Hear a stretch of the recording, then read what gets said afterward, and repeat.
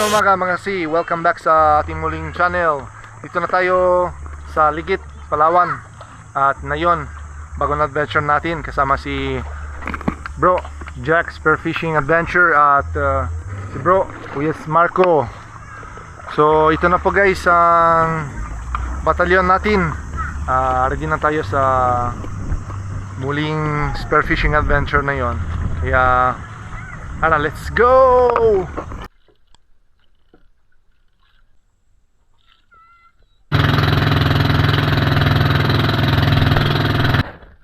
Yun na guys, dito na tayo sa unang spot na puntahan dati kasama si Bro Joseph. Ito ay yung spot ni Bro Jen. At sama dali tayo yung magandang klase ng isda. So dive safe na tayo. Let's go! Welcome back mga kasi. At dito na tayo ngayon sa spot ni Master Jack dito sa laot. At bumaba tayo, warm up tayo sa mababaw ng area dahil importante ng warm up bago na sumisid sa ilalim. Kung bago po kayo sa channel nito, huwag niyo kalimutan sa i-like, share at subscribe. At ito na mga kasi yung una sablay natin sa araw nito. Sayang, isang good size na barchick coral trout or lapu-lapu. At after 1 hour of dive, na-decide na tayo ng lipat ng spot dahil wala masyadong makikita. Kaya lipat muna tayo sa malapit na gumarang area. Tara! At lipat muna tayo dito sa laut guys dahil wala talaga ng galaw ng isda doon. Kaya ito na sa mga world zone. Marami talaga na tago, barko ng galonggon. At kung papansin nyo, ang dami sila ng tago, yung mga barko malalaki, dahil malakas talaga sa laot. Kaya tago na sila dito sa harap ng isla, dumarang isla. Kaya kung nakinig na kayo na masyado maingay sa ilalim, yun na yung mga engine na mga barko. At si Master Jack, ang lupit si Master Jack, na nadali siya agad yung isang tanige. Kaya bumaba tayo dito sa medyo malalim ng parte. At abangan natin dahil may chance talaga ng daanan ng pelagic dito. Tingnan nyo, ang dami sila ng mga maliit na isda ng bait fish. Kaya abangan lang yung daanan sana.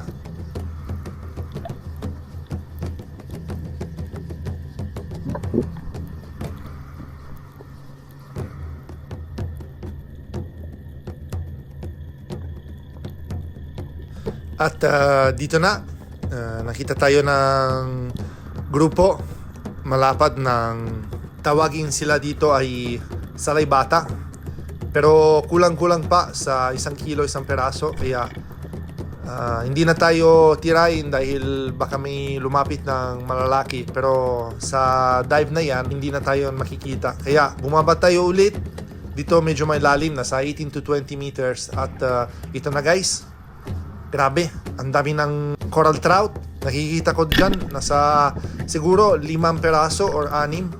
At pili natin ang pinakamalaki at yun na. Ganda ng pagkatama natin sa coral trout nito, barchick. Ito ay siguro nasa 1 kilo, kulang 1 kilo.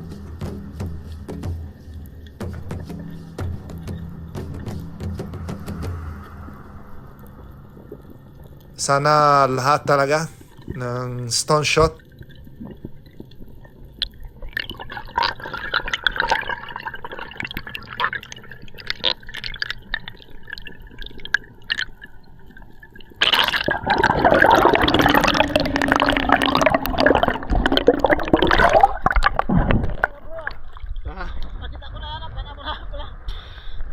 Napakarami ng suno bro. Ano na? Mga family talaga bro. Anim na peraso siguro. Stone shot. Yan nga malaki. Oo, ganito kalaki lahat talaga bro. Tingin-tingin sa akin bro, ganito.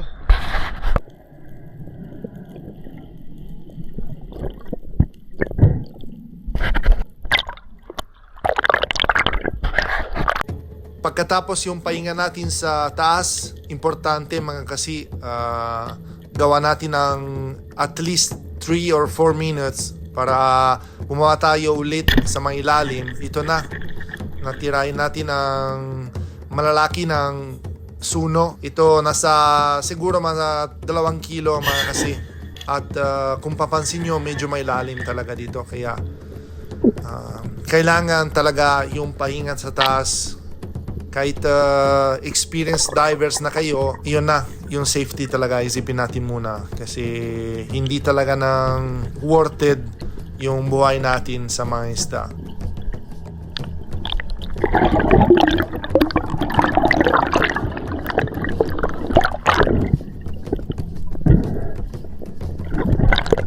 At ito na mga kasi, yung unang malalaki ng isda sa araw nito. Isang barchick grouper or tawagin sila dito ay oblong. Ang ganda talaga ng isda nito. At sayang yung presyo dito ay mababa, pero sa ibang lugar ay grabe. Mahal talaga yung isda nito.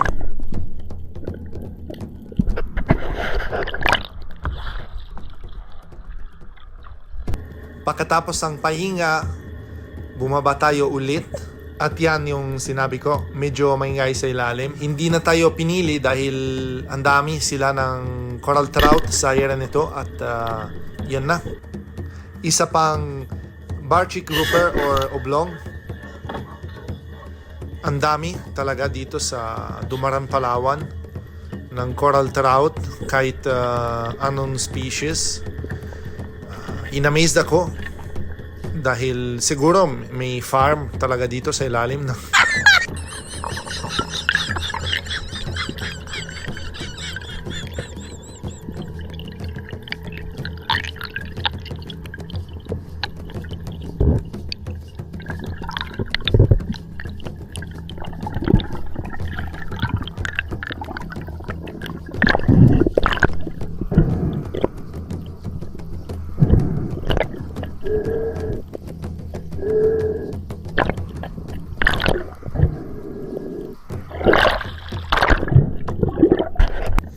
Last drop natin bago makyat dahil si Master Jack at Marco akyat na dahil medyo malakas sa taas at halos wala silang makita.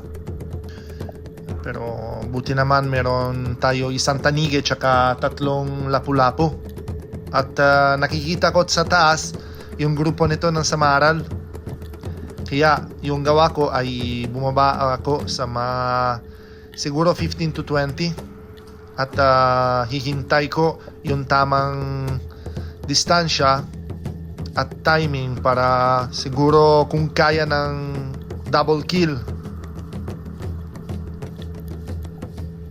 At ito na mga kasi yung unang double kill dito sa Dumaran, Palawan. Ayos, masaya ako dito dahil syempre yung excitement ng double kill kahit sa Samaral lang, ayos na.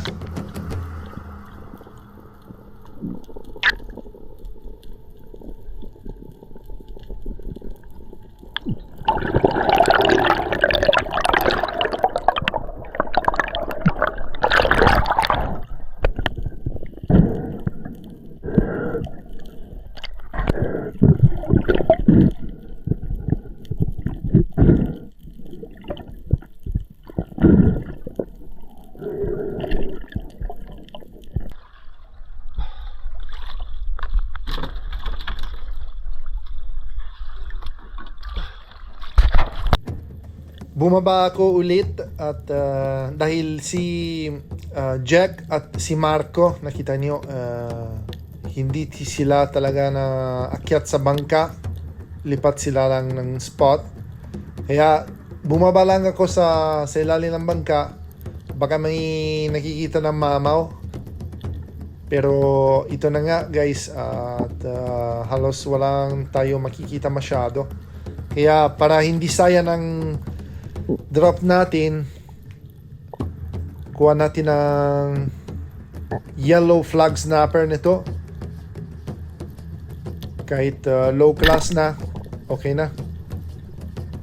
Siguro yung susunod, kailangan talaga ng drop shot kasi wala talaga nang lumapit ng tanige pag ambush. Ewan ko bakit. Siguro ayaw talaga sa foreigner.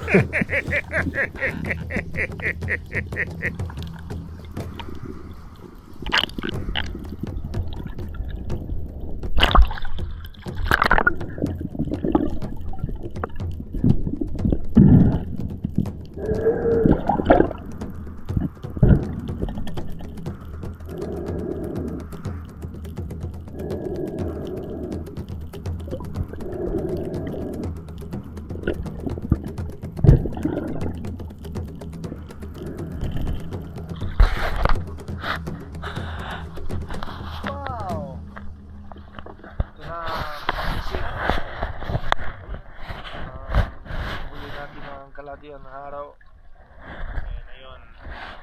Ito yung pinakamalaki na nakuha na yung Silaw natin. sunog. Isang bar chick. Bagong chef na yon. Bagong chef. Special na. Alin.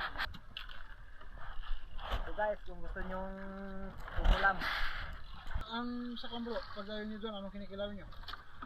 White meat. Pag ayaw nyo ng kaniko.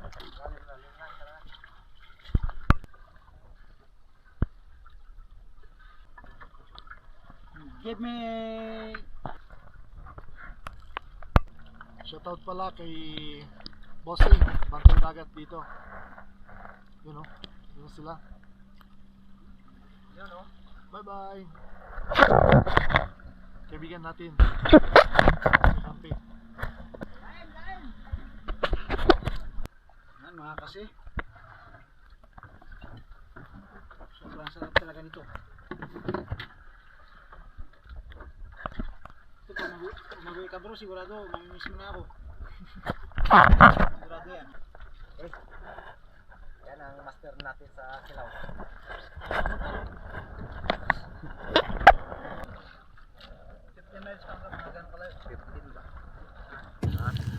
Pagkatapos ang first class kilaw natin, nakikita din nyo yung mga bantay dagat doon sa Dumaran at Santa Teresita, Palawan. Bantay talaga sila. Yun dapat sa mga laut natin sa Palawan. Para bawal yung mga illegal. Katulad yung mga compressor, sodium, bombing. Para i-preserve yung karatagan natin dito sa Pinas. At lipat natin sa tabi ng mangroves area.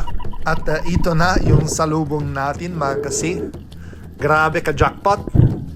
Dito nakikita nyo medyo may lalim, pero yung nakuha ko, yung isda nito ay around 3 to 5 meters. Naambush ako. Akala ko may surahan na lumapit, kaya pala badlon agad. At hindi ako talaga nang isiping 2 beses, tirayan ako nito kahit wala akong video. Saktong-sakto lang nadagdag natin sa araw nito. Biyaya. Grabe, ang dami talaga ng golden trevally dito sa area.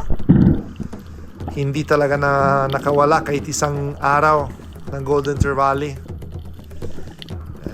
Kaya salamat talaga kay Master Jack sa paturo talaga ng spot na yan.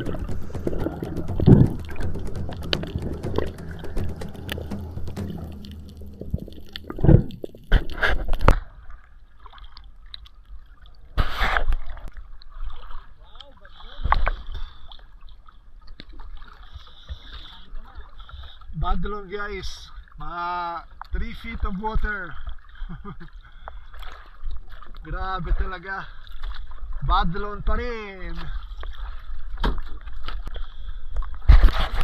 That's it for today mga kasi natin at uwi na tayo sa bayan para meron tayo ng binta ng isda at maraming salamat sa inyong lahat sa palagi nang sumuporta sa channel at nakikita at comment sa video nito. Huwag niyo kalimutan sa like, share, and subscribe at shoutout muna tayo kay kasama natin sa araw na ito, si Master Jack Abaner Spearfishing at si Bro Marco Faderan Ocon. Maraming salamat po. At shoutout din sa mga silent viewers at solid supporters natin. Unan sa lahat, happy birthday sa anak ni Alfie Nabalos, si Lian Nabalos. Yung birthday niya ay May 10th. So, happy birthday. Alright! Okay, Mac. Wow! Wow! Nami kayo. So, no? Wow! And... Suno, Sunod again. suno pa rin. Natawag sa inyo, bro. Spanish flag. Spanish, bro. Lucky guys, oh. Pinala ni Marcos. Double kill. Double rabbit. Bro, wag na rin lumay pakita, bro. Kay, Ay, wag. mahal ito, bro. May baboy. Ballpen lapis. Nakadali siya ng ballpen lapis. Yan, oh. Tsaka may kagat ng dagat. Yun, oh. Ayos na rin. Wow!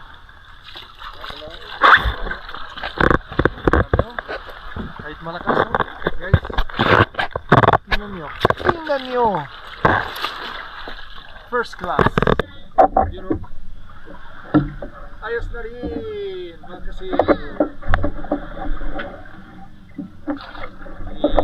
kalahati. Isang kilo kalahati, no. Barchik.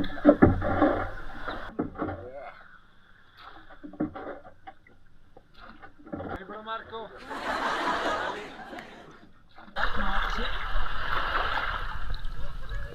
Wow. Nice. Action! Action. Action.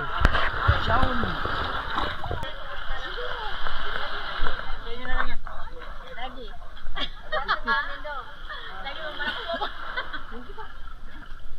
Timbangay dito ko. 150.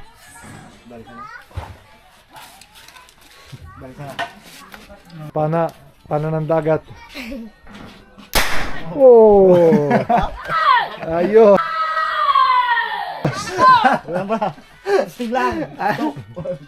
Oh, tanongin mo kung April 4 How they charge it? Grabe, no? Ano nadali mo, bro, yung nakaraan?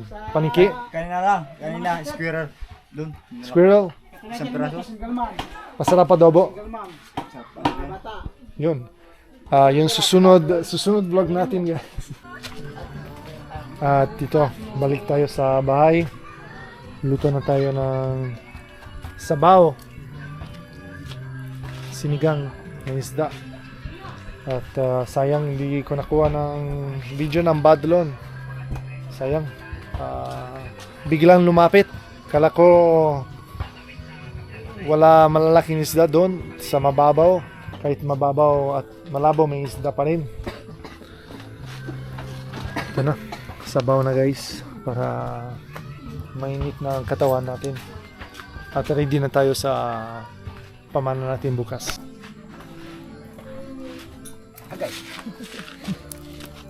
Agay tusok. Agay tusok! Okay, kayo. Ito na, guys. Kain tayo. Kain, guys. Best moment of the day. Dinner time. Agay tusok.